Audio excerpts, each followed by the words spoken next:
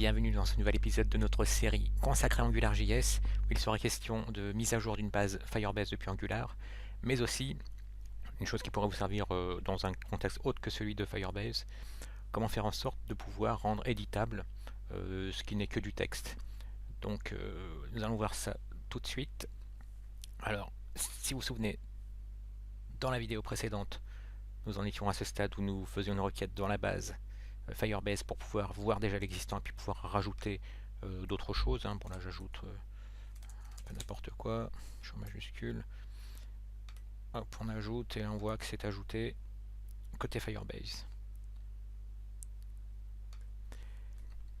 Donc ce qu'on va faire maintenant, c'est que sur le clic du titre, qu'on passe en mode édition pour que le titre devienne un champ texte et que la description devienne aussi un champ texte.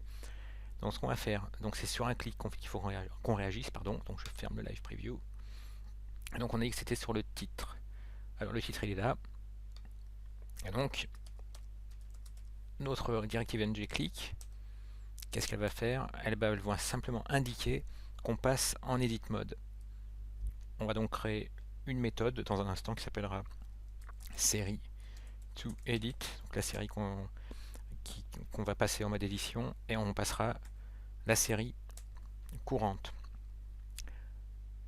Et avec ça, il faut donc qu'on crée côté contrôleur série to edit.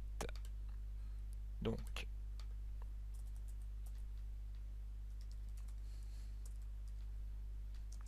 ça va être donc une fonction qui prendra en paramètre une série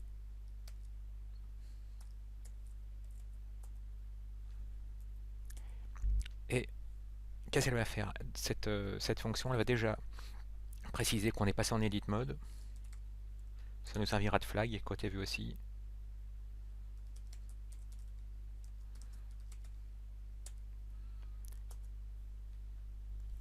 Pardon.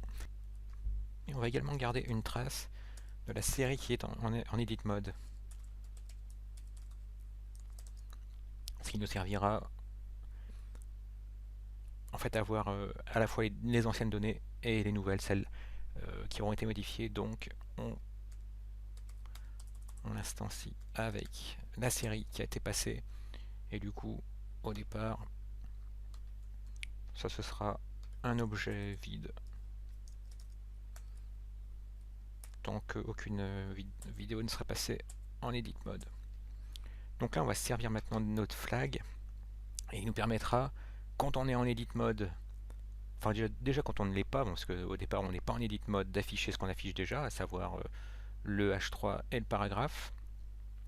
Et en revanche, quand on est en edit mode, on va afficher des champs texte. Donc là, ça va se faire avec du ngShow. Donc si on n'est pas en edit mode, on montre simplement du texte qui n'est pas modifiable.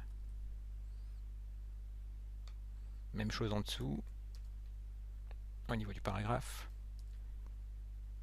Et si on est en edit mode, à ce moment-là, on affichera des... on va le copier-coller d'en haut, ce sera à peu près la même chose que le formulaire. Un champ texte qui permettra... même que... non, on fera des boutons traditionnels. Donc on prendra un champ texte, donc un input API texte, avec cette fois-ci en ngModel, le ngModel, pardon, l'objet série inedit mode, pareil en bas.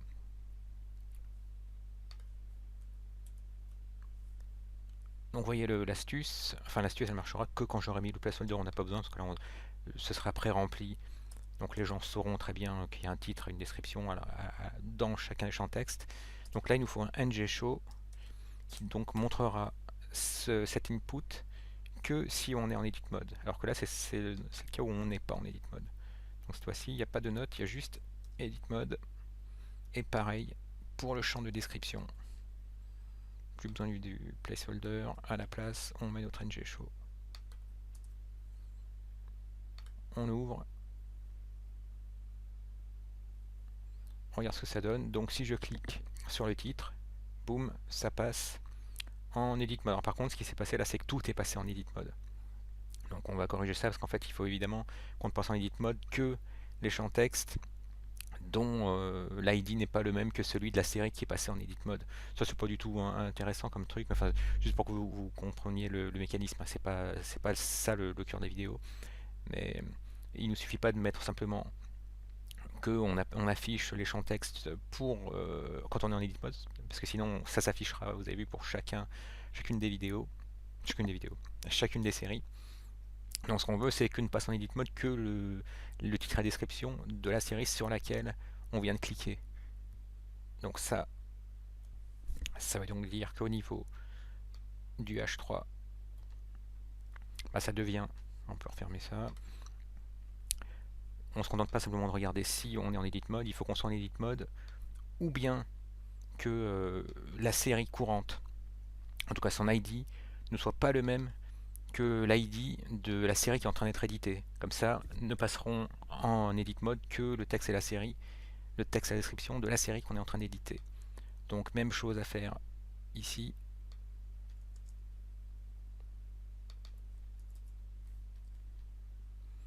Et en revanche, pour ces deux-là,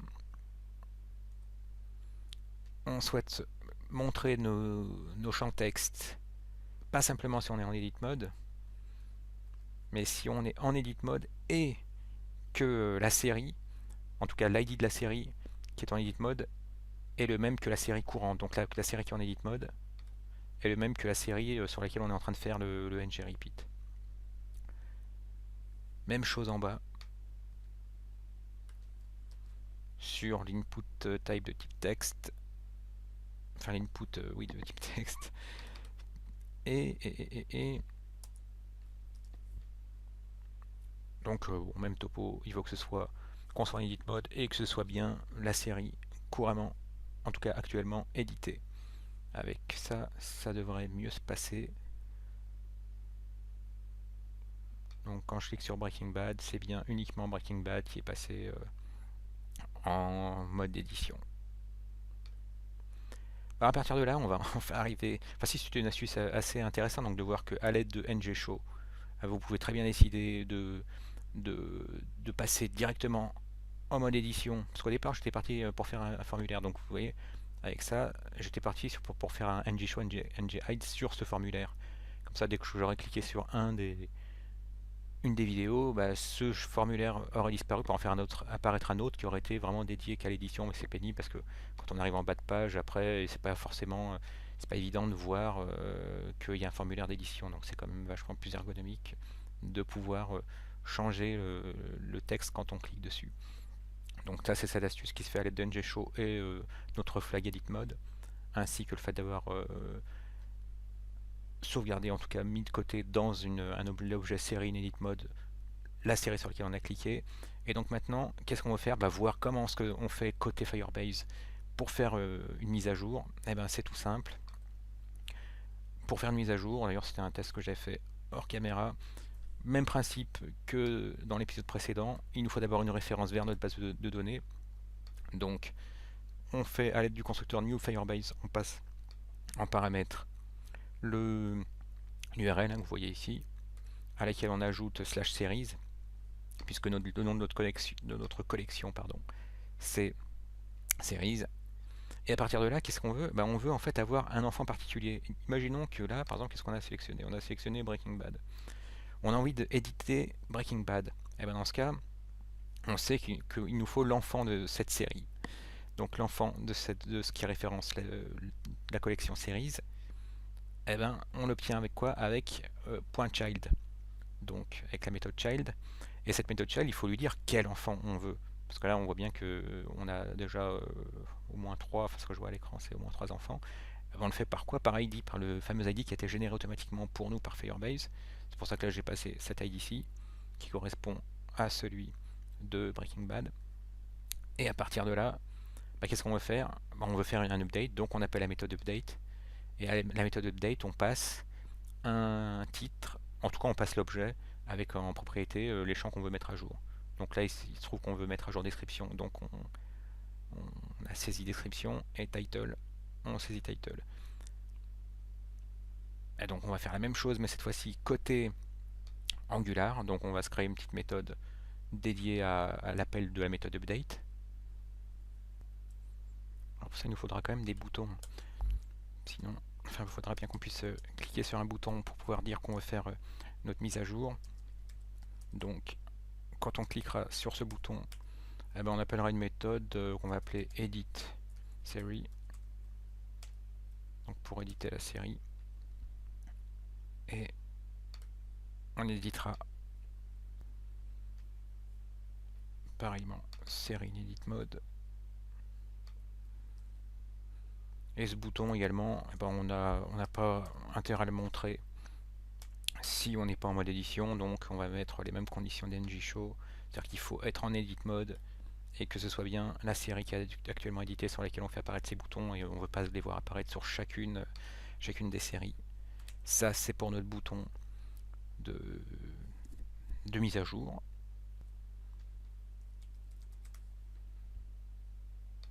Et il nous faut quand même aussi un bouton d'annulation, parce qu'on peut très bien décider finalement, on a changé d'avis, on n'a pas envie de modifier la série.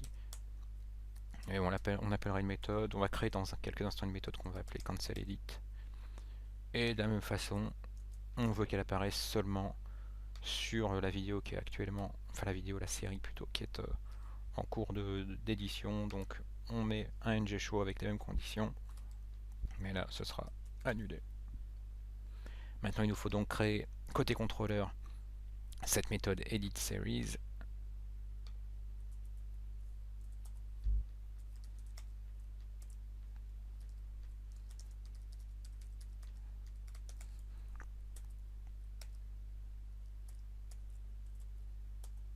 Et c'est donc dans cette méthode qu'on va utiliser la méthode update propre à Firebase. Donc on a vu qu'on avait déjà une référence vers non seulement une base de données mais slash series, donc la collection slash series, et donc il nous fallait accéder à l'enfant de cette collection. Donc si vous vous souvenez bien, là c'est la collection et là c'est l'enfant. Là c'est l'enfant également du même niveau, c'est son frère, là c'est son frère ou sa sœur. Alors, donc ref, eh ben, on a donc dit qu'on utilisait la méthode child. On veut accéder à quel enfant? L'enfant qui a un certain ID, c'est l'ID de cette série qui a été passé en paramètre, donc série.$id. Oups, il y a un E en plus. Et à partir de là, qu'est-ce qu'on va faire? Appeler la méthode update. Cette méthode update, elle va prendre en paramètre le title. Et la valeur du title, ce sera celle qui aura été saisie par l'utilisateur dans le champ texte dédié à l'édition. Ce sera donc série.title. En description,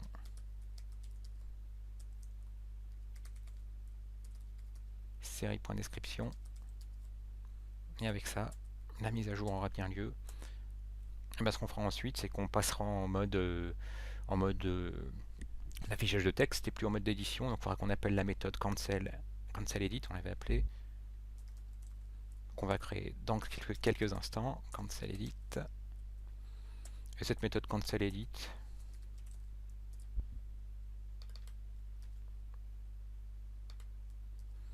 elle sert juste à remettre à zéro si on peut lire certaines valeurs, notamment le fait qu'on n'est plus en edit mode, donc le flag d'edit mode on va le passer à false, donc on va copier ça et juste le passer à false. Mais également que du coup, comme on n'a plus de série qui est en edit mode, on va aussi la repasser à son état d'objet vide. Hop. On va mettre test à la fin de chacun des champs pour s'assurer. Voilà, la modification a bien été prise.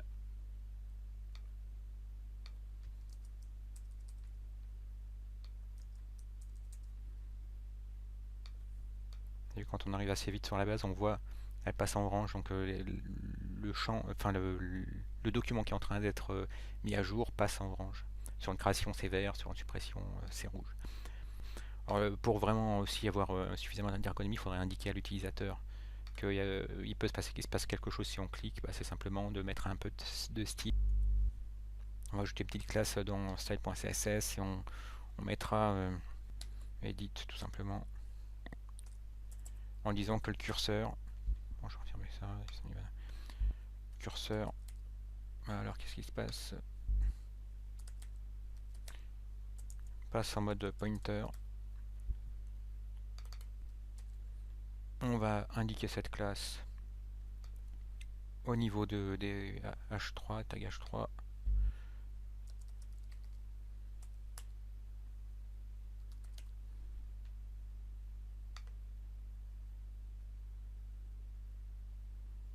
Et là maintenant c'est bon, donc on a bien le curseur qui indique à l'utilisateur que s'il clique, il se passerait quelque chose. Et bien voilà, merci d'avoir suivi cette vidéo, donc consacrée à la fois à Firebase et à des petites astuces d'ergonomie. Et dans la prochaine vidéo, nous verrons la dernière étape qui nous manque, c'est simplement la suppression d'un élément dans Firebase.